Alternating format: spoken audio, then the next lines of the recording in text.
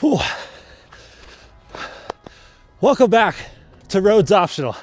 I've got big plans for the build.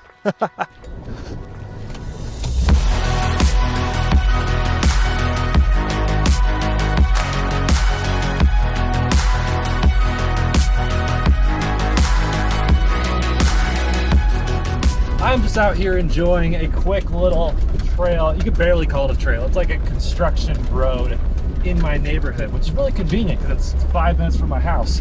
But this is really muddy. So I might actually head back to the parking lot down there just so I can talk to you guys about my plans for this Jeep. Now, I've already done a video kind of introducing the Jeep to the channel, introducing everything to the channel, and holy cow, this is just a huge mud pit. Oh my gosh, hopefully I don't get stuck. There's nothing to winch myself to, so that's a consideration. So I've already done a video explaining what this Jeep is, how I got it, why I think it was probably worth it. But I wanted to give you guys a quick video rundown of all my plans for the Jeep, at least like this year. I mean, there's lots of things long-term that I could hope for in the future, in the distant future. But there's a lot of things I'm planning to do very soon, and matter of fact, I already have some of them in my garage ready to actually happen. I'll go back to the cul-de-sac back there and give you guys a little walk around of what I'm actually talking about, because this is going to be a fun thing to do some work on. Well, believe it or not, it was perfectly clean, almost spotless before I started this video. I did not realize how muddy it was up there. Yeah, so where do we even start?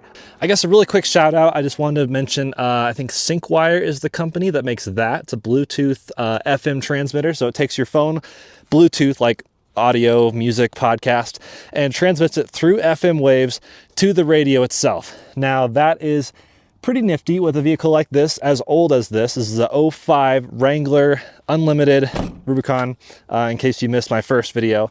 But that takes essentially, yeah, lets you play your phone audio through the stereo. Now, the stereo is not great in this. This has the premium stereo, which means I think maybe these are two-way drivers. They're 4x5 or 4x6 up here, and then 5 point something drivers up there. Not great. And then the sub is in the center console. Also not great. We'll get to all that stuff in a second, but that actually lets you play your phone audio through the stereo, which is nifty. There's no line in on this. You can, of course, put CDs in. I think it's a 5 CD changer maybe. So I have, well, the only CDs I own are Taylor Swift, which is maybe embarrassing. But that's all I have in there for right now. But I'm able to play podcasts. Podcasts sound okay. It sounds kind of like talk radio. Music sounds fairly subpar, but that thing lets you actually play the stuff in case you want to, which is awesome. So, wow, all right, I guess I'll watch this after this. But beyond that, let's actually talk about the stereo. We'll get to the outside of the Jeep in a second, which is just hilarious right now. But this stereo is, again, nothing to write home about. It is premium, quote unquote, but it needs some love. So something I did with my other YouTube channel, Flywheel Films, is put in a head unit with Apple CarPlay and Android Auto.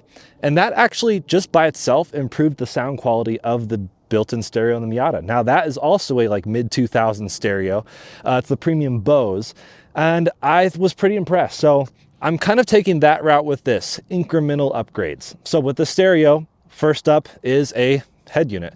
My friends from Atoto sent me one with wireless CarPlay and Android Auto and a backup camera. So that's all coming very soon. In fact, I think I'm going to be filming that this weekend. And I want to see how that improves the sound quality through the built-in speakers and sub. I still don't have high hopes because Jeep did not put like that nice of stuff in here. So assuming I'm correct, and it does suck, just sucks less because of the head unit. And the head unit actually will replace all of this right here. There's actually a whole new dash kit from, I believe, Metra, maybe Bosch makes one as well, that pulls this whole dash piece out, and it has a custom set section for a standard double DIN head unit, which is awesome. They also make them with single DIN head units, so you have options there. But I don't have any steering wheel controls to worry about, which is nice, just cruise control on this Jeep. So that should make it a tiny bit easier. So I want this whole video to actually be kind of a conversation, if that's a thing. Like, I'll tell you kind of my plans, and then you tell me what I should be adjusting, whether my priorities list or if you have recommendations. So if you have recommendations for speakers, definitely let me know. I'd love to maybe even just use factory wiring and just start from like bare minimum. Like what happens if I just drop in 4 new speakers and a new sub? But I don't know if the aftermarket sub that's that small, 6.5 inch, is any good. So also open to like under seat options if you guys are like have recommendations for those. I'd love to not fill the back with subs. This is going to be like an actual usable utility vehicle for carrying stuff as well. So please let me know if you have recommendations on any of that front. But head unit, backup camera, all coming ASAP. But also with the sub, which of course is down here, and the speakers, I've also heard huge improvements could happen with like an amp. So if you guys have amp recommendations as well, let me know. There's a whole lot I want to explore with this thing. Should be a blast. On the subject of cameras, I also have a dash cam that just arrived from VOFI, not sure how you say your name, but yeah, dash cam is coming. So it's just a simple front-facing Sony sensor dash camera. I know you can do front and rear. I actually have a front and rear on the Miata, ironically.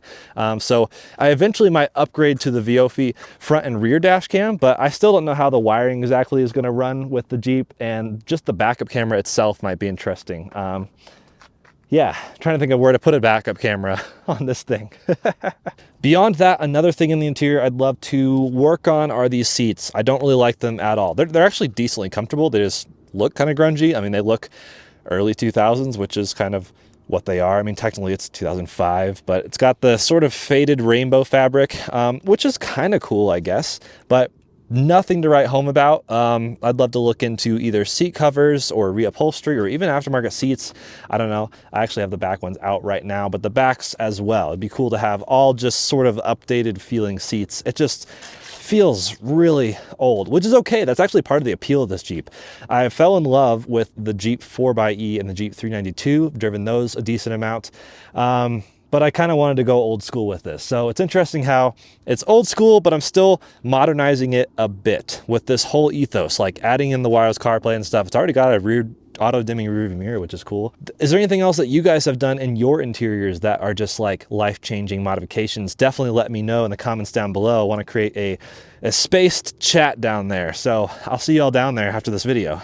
Before we get to the crusty outside of this thing, let's look in the back, because it's the LJ, the long Jeep, the Unlimited before it meant 4-door, which means ample space. In fact, I can actually sleep back here. Okay, feet completely inside the back, head almost to the passenger seat. I can lay down. So, oh, this feels kind of good, actually. Yeah, just give me a minute. Basically, you could sleep actually 2 back here. Hopefully you like the other person, because you will be a little bit close to them. But you are separated by this little thing here. And both seats up, meaning 2 people could lay down back here, or 1 person with room for stuff. Obviously, that's always a consideration with car camping, is where do you put your stuff if you're sleeping in the car. Now, a rooftop tent is basically out of the question unless I get like a reinforced top, because I don't think this is really made for rooftop tent. You know, people do put their like exoskeletons and stuff on there. That's an option. I don't have an exoskeleton, no real plans for that. So, or an exo cage, whatever you call it, just the interior cage. So yeah, could definitely sleep back here, which is going to be pretty cool. And if it's just me, plenty of room for stuff. If a second person is around, that's where I have to get more creative with storage up on top of the wheel wells. Of course, up in the seats, there's a little bit of room, or I could do a roof box that would fit on the roof rack, and that would allow for storage of some stuff. So there's options there. But again, if any of you LJ owners have experimented with this, let me know. I'm really not much of a car camper, but I wonder if that's because I haven't really had a car that could do that. I've had nothing but a Miata for like 4 years. So that's it for the back. But again, if you have any other recommendations for things to do back there, let me know. Let's look at the outside. Now, immediately we're faced with this spare tire, which is fine, but actually, well, it's not really that fine. This is the original spare tire with a build date of 2005. It's early 2005, so this tire is turning 20 years old next year. That's pretty rough, and it's not even the same size as what is on there right now. Well, you can't see anymore, but these are Nokian all-terrain tires. They are two 65, 75, 16s. So roughly, what is that? Almost 32 inches, not quite, not like a true 32 inch. These Nokians are on their, not like last legs. Here, I'll throw a clip of like the actual tread because you can't see that right now up there on the screen. But the rears are running down. They're only actually 15,000 miles or so old, which is not very old. So I don't know what in the world is happening. Maybe I'll rotate them and get a bit more miles out of them. But really, I just need to get all new tires all around, and I'll get a set of 5 and then swap out the 5, you know, do like the, what do you call it? Rotate your tires around all 5 corners instead of just the 4. That way the spare is like the same. That way you can actually run the spare if you need to, if you actually need to use it. Lighting has all been upgraded. These are, I believe, diode dynamics, and these are done. These are yellow, but also orange. Just depends what you want. The yellow are like bright fog lights. The orange are really dim, like running lights. Of course, the halos are nice, and then there's actually LEDs in there. So that's pretty cool. So I don't need to mess with the headlights, but these are still incandescent. I think they look kind of cheesy. Just don't look that good. And then the tail lights, also incandescents, really pretty dim. Reverse lights are almost a joke. I have this like also aftermarket reverse light, which is pretty cool. Diode dynamics.